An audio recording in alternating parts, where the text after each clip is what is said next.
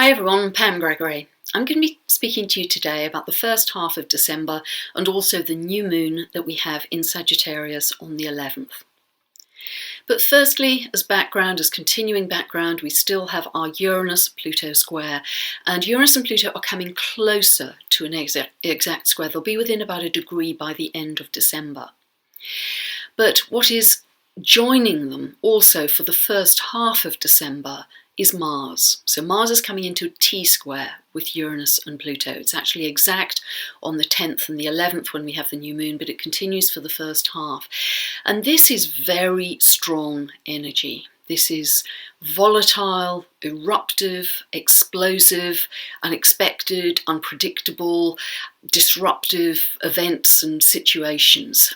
And so be very aware, because Mars is in Libra. Libra is connected with relationships, so be very aware in your relationships that you may want to act impetuously or impulsively. Just really think before you act, because there will be such an urge just to act or to say something you regret or be angry about something. So be very aware of that, because in its positive sense, this aspect is very related to awakening and transformation, because Mars is energizing that Uranus-Pluto square that I've spoken so much about over the last 3.5 years. Also, on the 13th of the month, the moon comes together with Pluto in that T-square with Uranus and Mars.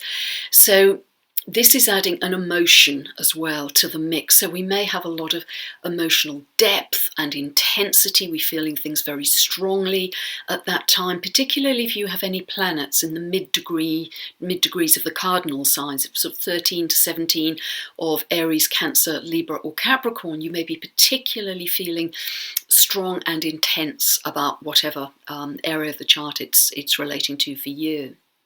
And then similarly, on the 16th of December, the moon again comes into an aspect with Uranus and Pluto. It comes to the midpoint, in fact, where we may have very strong emotional reactions to things. So really watch that, because the first half of December, as I said, it's very strong yang energy taking place. On the 11th, we have the new moon at 19:02 of Sagittarius, and this happens at 2:29 a.m. Pacific and 10:29 a.m. UK time.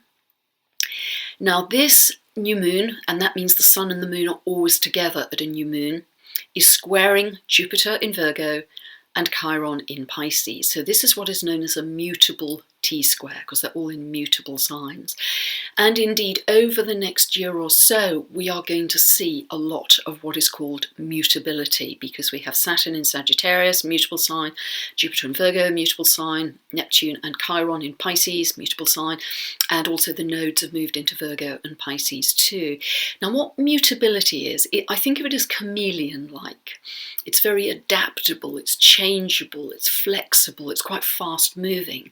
So all of those things can be wonderful, but when you have quite an emphasis in mutability, it can mean that events and situations shift very quickly. There could be a bit of flux or even a little bit of confusion at times. And that really feeds into our theme, which I was talking about in the last video, of Saturn square Neptune, where Saturn is the tangible things that we feel are very solid and stable and enduring in our lives. And over the next year or so, as Neptune is in that square, we may find those things dissolve or disappear or just move out of our lives. So there's going to be quite a lot of shifting sands over the next year. So be very aware of that, because if you're a person that doesn't normally change their minds easily, say you have a lot of fixity in your chart, you may find yourself needing to or wanting to change your mind quite frequently. So there's going to be a lot of shifting. It means that things can happen very quickly, and that means, particularly if you have a Virgo or Pisces emphasis, that amazing things are going to be happening for you very quickly over the next year or so, because the nodes are in that area. But sort of be aware of that sort of sense of shifting sands. I talked in the last video about Saturn square Neptune. One of the manifestations is what's real and what's not. What's really, really true and what seems to be shifting now. Because This new moon is also going to shine a light on issues like truth, because it's in Sagittarius, and Sagittarius is the sign most connected to truth. Now, in a very positive way, that encourages us to live our truth, to live our authentic path, and that's wonderful. It can also be truth with a capital T. It's your truth against my truth, and which is most true. And hence it can be linked to religious issues, belief systems, immigration, that sort of thing. And with Saturn there, Saturn in Sagittarius can become hardened beliefs. It's also connected to, Sagittarius is the sign most connected to foreigners, to migrants, etc. And Saturn, I've mentioned, is linked to walls and regulations connected to those situations. So be very aware, because the less positive aspect of Sagittarius can be intolerance and criticism and judgment. But this new moon in Sagittarius is shining a light on those issues, but asking us to view those things without judgment. It's square to Jupiter in Virgo, so it's asking us to use discrimination. That's connected to Virgo. But it's also square to Chiron. So it's asking us to move beyond any issue of intolerance and see things from a higher level of being, to shift our perspective. This is the mystic bridge, Chiron, to shift our perspective, to shift our understandings and our level of being, to see things from a different point of view. And the new moon in Sagittarius is wonderful, because it's the sign that is most optimistic, most upbeat, most full of hope. In its square to Jupiter, this is really about envisaging new, bigger and better possibilities for the world. It can be quite visionary in how it can see a better future for self and for others.